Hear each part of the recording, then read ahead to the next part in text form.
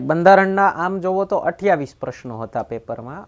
25 કાયદેથી છે, 3 હિડન છે જે તમને કદાચ નહીં દેખાણા હોય. લગભગ 28 પ્રશ્નો આપણા બુક અને લેક્ચર સિરીઝમાંથી બેઠા પૂછાયા છે વિથ પ્રૂફ. મારી બુકનું પેજ નંબર હું તમને આમાં બતાવીશ કે આ પેજ ઉપરથી આવેલો છે. ગયા વર્ષની જે ડીવાયએસઓની એક્ઝામ હતી એમાં પણ 25માંથી 25 ક્વેશ્ચન આપણા બેઠા પૂછાયા હતા. એના પછીનો પ્રશ્ન છે બહુ ટ્રિકી ક્વેશ્ચન પૂછ્યો, મને બહુ ગમ્યો આ ક્વેશ્ચન. જે ગોખણિયા છોકરા હોય ને એકવાર વિચારમાં પડી જાય. એટલે વિધાનસભાનું અસ્તિત્વ ચાલુ છે. તમે જેમ લેપટોપ હાઇબરનેટ કરો ને, હાઇબરનેટ ચાલુ હોય ત્યારે પ્રોસેસ ન ચાલુ હોય, પણ શટડાઉન નથી માર્યું તમે. એટલે તમે ફરીથી ખોલશો તો જૂનની તમને બધી વિન્ડો એમને ખુલેલી મળશે. તો આ હાઇબરનેટ જેવું થયું. ઓકે, આ શટડાઉન નથી થયું. શટડાઉન એટલે શું? ફરીથી એક નવો એકડો કૂટવાનો, બધું નવેસરથી ખોલવાનું તમારે. તો આનો જવાબ આવવો જોઈએ ડી. આપણે એસઆર બોમાઈ હમણાં જ બતાવી દીધો મેં તમને, એટલે ફરીથી એમાં નથી જતો. આ એક બતાવી દઉં. ચર્ચા થયેલી છે લેક્ચરમાં. ફ્રેન્કલિન ડિલેનો રૂઝવેલ્ટ એકમાત્ર રાષ્ટ્રપતિ હતા અમેરિકાના જે 4 વાર ચૂંટણી જીતેલા છે, અને એના પછી જરૂર લાગી બંધારણમાં સુધારો કરવાની. નમસ્તે મિત્રો, આપણે એસટીઆઈની પ્રિલિમ્સ લેવાઈ ગઈ છે અને બંધારણનું પેપર સોલ્યુશન લઈને આવ્યા છીએ તમારી પાસે. ભૂગોળના ક્વેશ્ચન્સનું પેપર સોલ્યુશન રાજ સર, તમારા કરંટ અફેર્સ અને આપણા જોગ્રાફીના ટીચર જલ્દી જ લઈને આવશે. અને બંધારણના આમ જોવો તો 28 પ્રશ્નો હતા પેપરમાં. 25 કાયદેથી છે, 3 હિડન છે જે તમને કદાચ નહીં દેખાણા હોય. એક જીએસટી કાઉન્સિલ વાળો હતો જે હતો ઇકોનોમિક્સના સેક્શનમાં, પણ જીએસટી કાઉન્સિલનો ઉલ્લેખ બંધારણમાં છે એટલે એ થઈ ગયો બંધારણનો જ પ્રશ્ન. અને 2 પ્રશ્ન અમેરિકાની રાષ્ટ્રપતિની ચૂંટણીમાંથી હતા, જે આપણે ભારતના બંધારણમાં ભારતના રાષ્ટ્રપતિનું ઇલેક્શન ડિસ્કસ કરીએ ત્યારે સાથે સાથે અમેરિકાના રાષ્ટ્રપતિનું ઇલેક્શન પણ આપણે ડિસ્કસ કરીએ જ છીએ. યુટ્યુબ ઉપર વિડીયો પણ મૂક્યો છે, અહીંયા લિંક પણ આવી જશે લેક્ચર પૂરું થાય ત્યારે. તો એમાંથી પણ 2 પ્રશ્નો બેઠા પૂછાઈ ગયા હતા. તો લગભગ 28 પ્રશ્નો આપણા બુક અને લેક્ચર સિરીઝમાંથી બેઠા પૂછાયા છે. ક્લાસ 3 વાળી એક્ઝામ્સમાં તો આપણો લગભગ નિયર અબાઉટ 100%નો સ્ટ્રાઇક રેટ મેન્ટેન જ છે.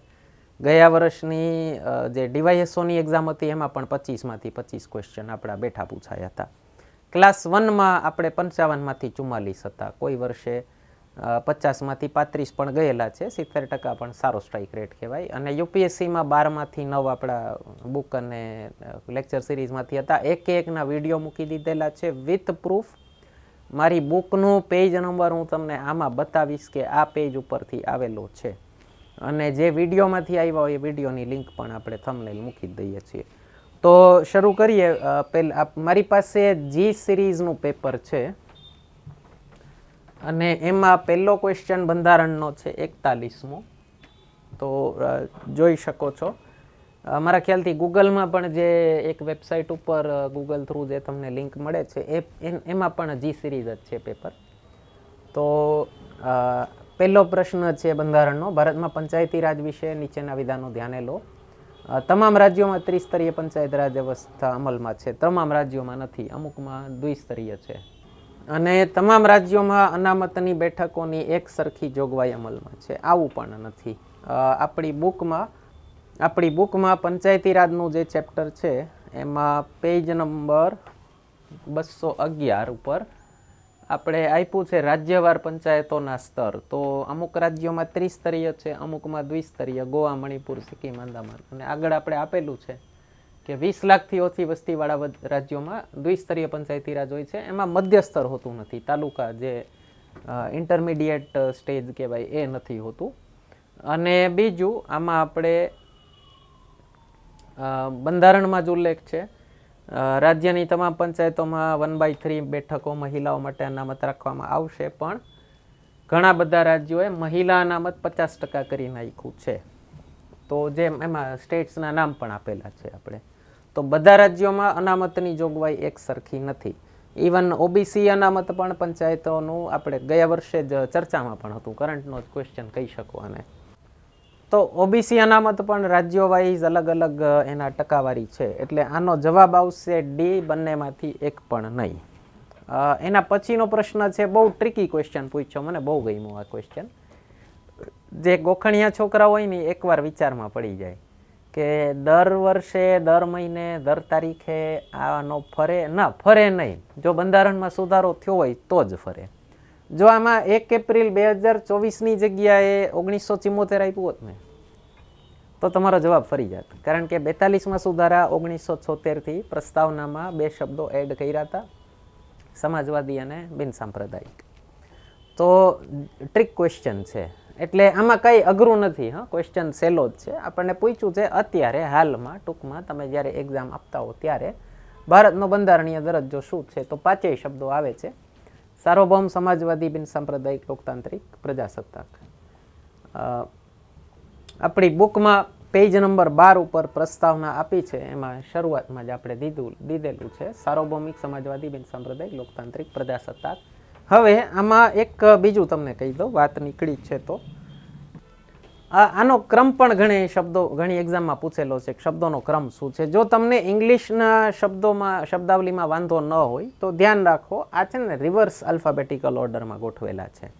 એટલે આલ્ફાબેટિકલ ઓર્ડરમાં તમે ગોઠવો તો પહેલાં આવે SEC, એના પછી આવે SO, હવે O પછી C પહેલાં આવે એટલે આ આવે, અને O પછી V પછી આવે આલ્ફાબેટ્સમાં, એટલે આ છેલ્લે આવે.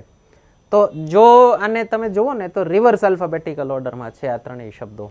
અને પહેલાં લોકતંત્ર પછી પ્રજાસત્તાક, એ તો કોઈ યાદ રાખવું અઘરું નથી આપણે, બરાબર? તો આ એનો ક્રમ પણ કોઈ એક્ઝામમાં પૂછેલો છે કે આને ક્રમમાં ગોઠવો, તો એનો ક્રમ આ રીતનો થાય.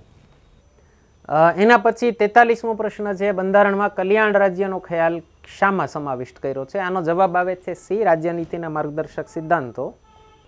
આપણી બુકમાં પેજ નંબર 34 ઉપર અનુચ્છેદ 38, આપણે અનુચ્છેદ વાઇઝ બુક લખી છે, એનો એક મોટો ફાયદો છે. 38માં લખ્યું છે માર્ગદર્શક સિદ્ધાંતો ભારતને કલ્યાણકારી રાજ્ય બનાવે છે. તો આ પણ આપણી બુકમાં બેઠે બેઠા શબ્દાવલી સહિત આપેલું છે. 44મો પ્રશ્ન છે બંધારણનો, એમાં કીધું છે ભારતમાં સંસદીય શાસન પ્રણાલી છે તેવું નીચેના પૈકી શાના પરથી નક્કી થાય? આનો જવાબ આવે D, કેન્દ્રીય પ્રધાનમંડળ લોકસભાનો વિશ્વાસ ધરાવતું હોય ત્યાં સુધી કાર્યરત રહે છે. આપણે લેક્ચરમાં વાત થાય છે, આની ડિટેલમાં વાત કરીએ છીએ, અને બુકમાં પણ આપેલું છે. બુકના પેજ નંબર 47 ઉપર આપણે જે મંત્રીમંડળની જ્યાં ચર્ચા થઈ છે ત્યાં એક તો વાત થઈ છે આપણે કેન્દ્રમાં એક મંત્રીમંડળ રહેશે જેના વડાપ્રધાન મંત્રી હોય છે, મંત્રીમંડળ કાર્ય ચલાવે છે આપણું સરકારનું, જે લેક્ચરમાં પણ આપણે ડિટેલમાં વાત થાય છે. અને મંત્રીમંડળ સંયુક્ત રીતે લોકસભાને જવાબદાર હોય છે. મીન્સ ભારતની શાસન પ્રણાલી ચલાવે છે મંત્રીમંડળ. રાષ્ટ્રપતિ મંત્રીઓની સલાહ પ્રમાણે કામ કરે છે, મંત્રીમંડળની સલાહ પ્રમાણે કામ કરે છે. આપણે લેક્ચરમાં વાત કરીએ જ છીએ, આપણી જે એપ્લિકેશન ઉપર લેક્ચર સિરીઝ મૂકેલી છે એમાં પણ વાત કરેલી છે. ડી જ્યોર અને ડી ફેક્ટો, કાયદા પ્રમાણે અને વાસ્તવિકતામાં 2 અલગ અલગ સત્તા છે ભારતમાં. તો એ સંયુક્ત રીતે લોકસભાને જવાબદાર છે. તો આનાથી સંસદીય શાસન પ્રણાલી, પાર્લામેન્ટરી ડેમોક્રેસી, આનાથી એસ્ટાબ્લિશ થાય. તો આનો જવાબ આવશે D. એના પછીનો પ્રશ્ન છે 45મો, રાજ્ય વિધાનસભા અંગે નીચેના વિધાનો ધ્યાનમાં લો. વર્ષના પહેલા સત્ર વખતે રાજ્યપાલ વિધાનસભાને સંબોધિત કરે છે, બુકમાં પણ લખ્યું છે, આપણે લેક્ચરમાં પણ ડિસ્કસ થાય છે. અને રાષ્ટ્રપતિ શાસન વખતે વિધાનસભાનું આપોઆપ વિસર્જન થઈ જાય. આનો જવાબ આવશે B, ફક્ત 2. ઓકે,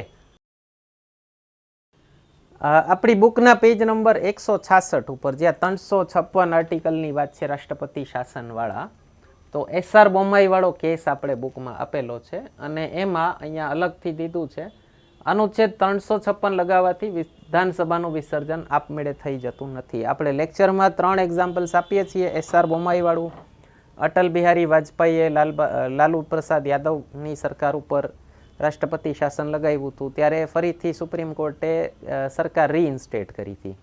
અને હમણાં અરુણાચલ અને ઉત્તરાખંડના તાજેતરના એક્ઝામ્પલ કે સરકાર ડિસમિસ થઈ ગઈ હતી ને ફરી રીઇન્સ્ટેટ કરી હતી સરકાર. બિહારનું પણ એક બુટ્ટા સિંહ કરીને રાજ્યપાલ હતા, ત્યારનો પણ કેસ આપણે ચર્ચા કરીએ છીએ લેક્ચરમાં, તો અત્યારે ડિટેલમાં નથી જતો હું. ઉપરાષ્ટ્રપતિ વિશે નીચેના વિધાનો ધ્યાને લો. તેઓ રાજ્યસભાના અધ્યક્ષ તરીકે કામ કરે છે, તેઓની ચૂંટણી રાજ્યસભાના સભ્યો દ્વારા કરવામાં આવે છે. રાજ્યસભાના અધ્યક્ષ તરીકે આ પણ બંધારણમાંથી ડાયરેક્ટ બેઠેલું છે, આ નહીં આવે. જવાબ આવશે આનો A, 46માંનો.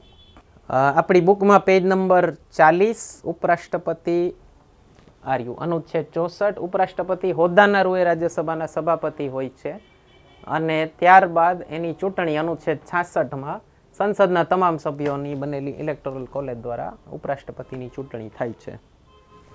તો આપણને આપ્યું છે ફક્ત રાજ્યસભાના સભ્યો દ્વારા થાય છે નહીં. રાજ્યસભામાં એને હટાવવાનું ઇમ્પીચમેન્ટ મોશન મહાભિયોગ શરૂ થઈ શકે રાજ્યસભામાં, જે હમણાં એક પ્રયાસ થયો હતો. તો આનો જવાબ આવશે એ, ફક્ત એક. 47મો ક્વેશ્ચન, રાષ્ટ્રપતિ વિશે નીચેના વિધાનો ધ્યાનમાં લો. તેઓ લોકસભાના અધ્યક્ષ તરીકે, આવી કોઈ જોગવાઈ નથી. લોકસભાના અધ્યક્ષની અલગ ચૂંટણી થાય છે, બુકમાં આપેલું છે, લેક્ચરમાં પણ ડિસ્કસ કરીએ છીએ. અને તેઓની ચૂંટણી લોકસભાના સભ્યો દ્વારા, એની એક અલગ ઇલેક્ટોરલ કોલેજ છે, હમણાં બતાવું. તો આનો જવાબ આવશે નન, બેમાંથી એકેયની, ડી, 47 ડી. રાષ્ટ્રપતિની ચૂંટણી અહીંયા જ બતાવી દઉં. આપણે ડિટેલમાં આપેલું છે બુકના પેજ નંબર 38 ઉપર, અનુચ્છેદ 54. ઓકે, આખી ઇલેક્ટોરલ કોલેજ આપણે યુટ્યુબ ઉપર લેક્ચર પણ મૂકેલા છે એના, કઈ રીતે ચૂંટણી થાય છે એના. ન જોયો જોઈ લેજો, ખૂબ મદદ મળશે. એકદમ સિમ્પલ ભાષામાં સમજાવેલો છે.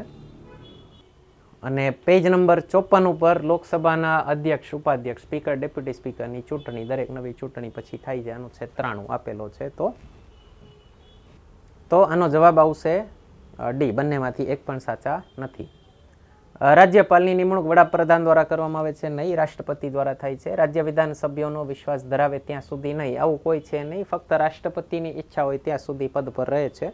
તો આનો પણ જવાબ આવશે ડી, બંનેમાંથી એક પણ નહીં. આપણી બુકમાં પેજ નંબર 96 ઉપર રાજ્યપાલની નિયુક્તિ રાષ્ટ્રપતિ દ્વારા થાય છે અને રાષ્ટ્રપતિની ઈચ્છા હોય ત્યાં સુધી તેના પદ પર રહે છે. તો આ પણ આપેલું છે, આપણે બેઠો ક્વેશ્ચન છે. 49, રાષ્ટ્રીય કટોકટીમાં ભારતમાં નીચેના પૈકી કયા બંધારણીય સુધારા કરવામાં આવ્યા હતા? ફક્ત 42મો થયો છે, 44મો મોરારજી દેસાઈ સરકારે પલટાવ્યો તો 42માં સુધારાને આખો ઊંધો ઊભો કરી દીધો. તો એને કહેવાય સ્ટેન્ડિંગ અબવ ધી હેડ.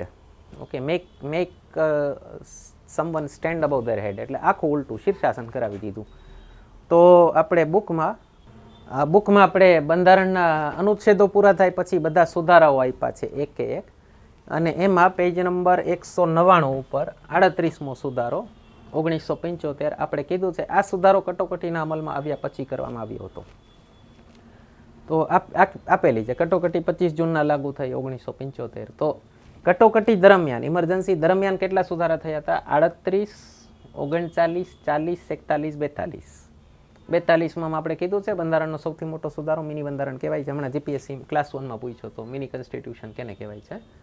અને પછી 43માં સુધારામાં આપણે કીધું છે આ સુધારો કટોકટી બાદ થયેલી ચૂંટણી પછી મોરારજી દેસાઈ સરકાર દ્વારા કરવામાં આવ્યો હતો.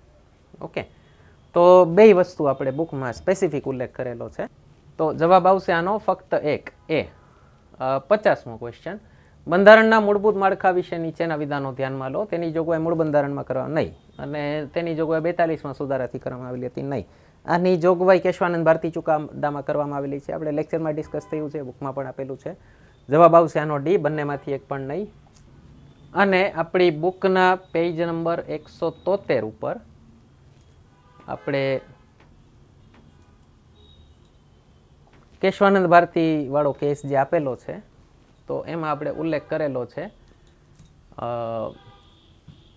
પણ બંધારણના મૂળભૂત માળખામાં સુપ્રીમ કોર્ટે મૂળભૂત માળખાની વ્યાખ્યા કરી નથી. મીન્સ પહેલી વખત ઉલ્લેખ થયો કેશવાનંદ ભારતી ચુકાદામાં. 51મો ક્વેશ્ચન, ભારતના રાષ્ટ્રપતિ એક પણ રાષ્ટ્રપતિ તેમના સેવાકાળ દરમિયાન અવસાન પામેલા નથી. આ પણ બુકમાં દીધું છે આપણે. રાષ્ટ્રપતિનું લિસ્ટ આપ્યું છે, હમણાં બતાવું.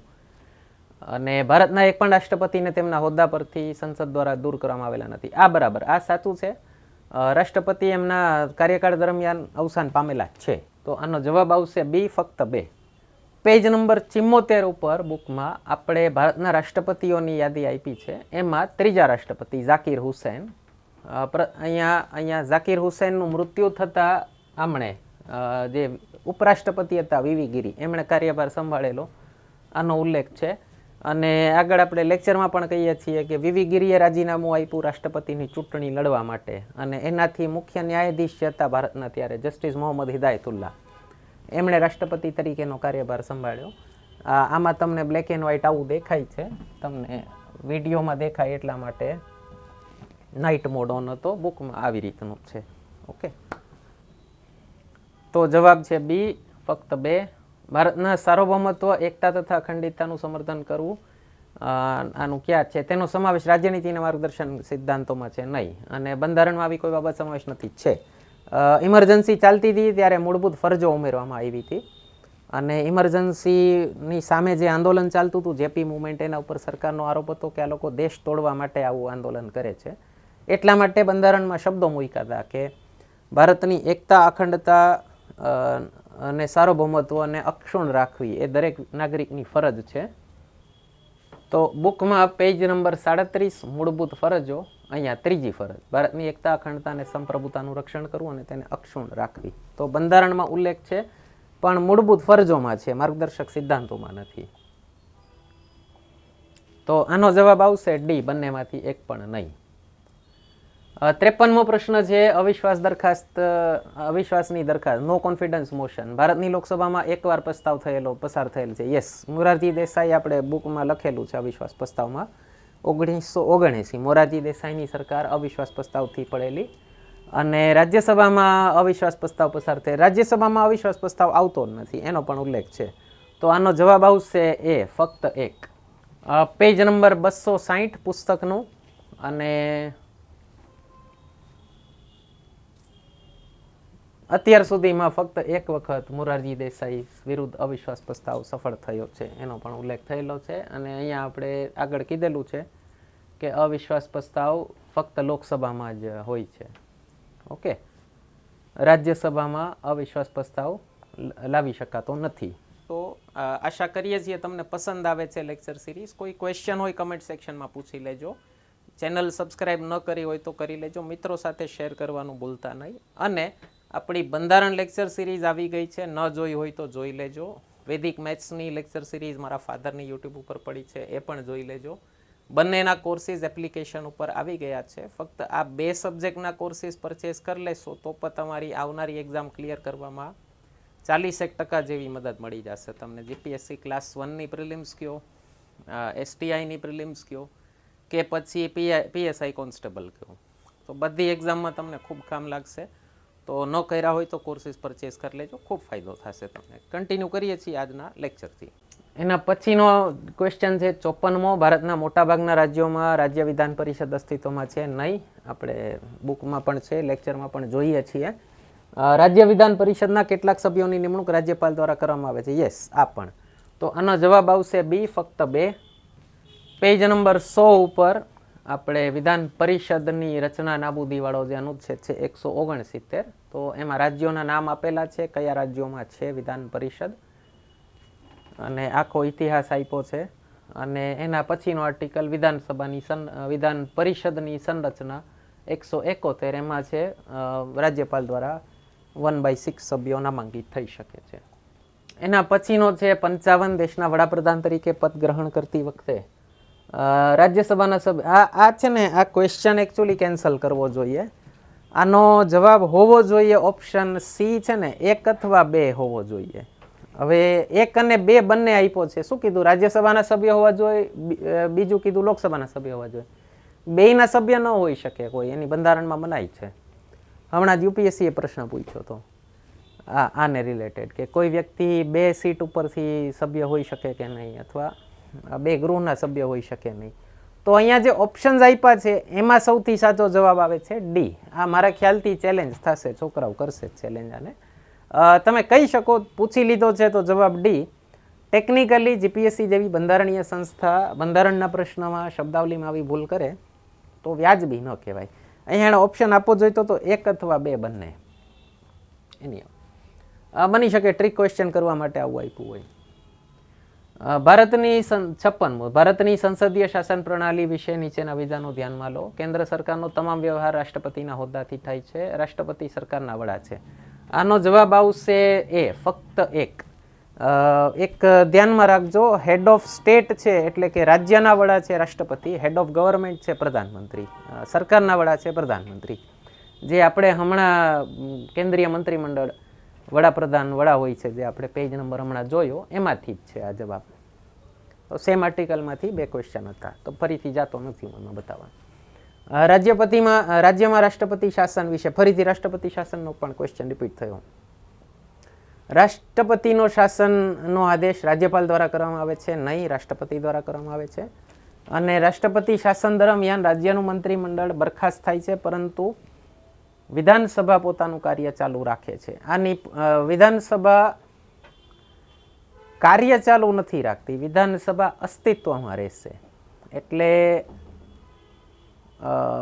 ટેકનિકલી આ પણ ખોટું કહેવાય. તો મારી દ્રષ્ટિએ જવાબ આવવો જોઈએ ડી આનો. વિધાનસભા પોતાનું કાર્ય ચાલુ રાખ્યું ક્યારે કહેવાય? વિધાનસભા પાસે બિલ પાસ કરવાની સત્તા હોય તો. એટલો સમય વિધાનસભા પાસે બિલ પાસ કરવાની સત્તા હોતી નથી. જો ફરી રાજ્ય સરકાર રીઇન્સ્ટેટ થાય અથવા ઓપોઝિશન પાર્ટીની સરકાર આવે તો ફરી વિધાનસભા કાર્યરત થાય. બરાબર?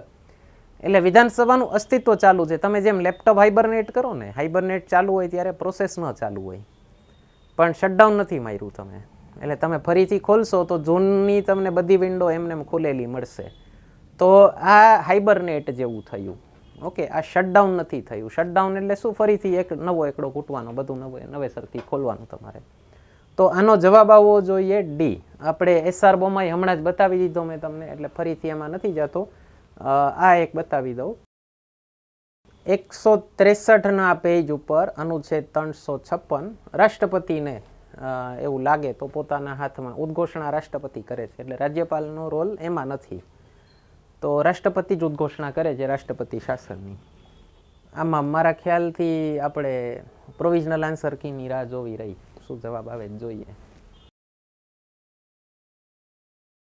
58 ભારતની સંસદ વિશે નીચેના વિધાનો ધ્યાને લો. તમામ બાબતોમાં રાજ્યસભાને લોકસભા કરતાં ઓછી સત્તા છે? નહીં.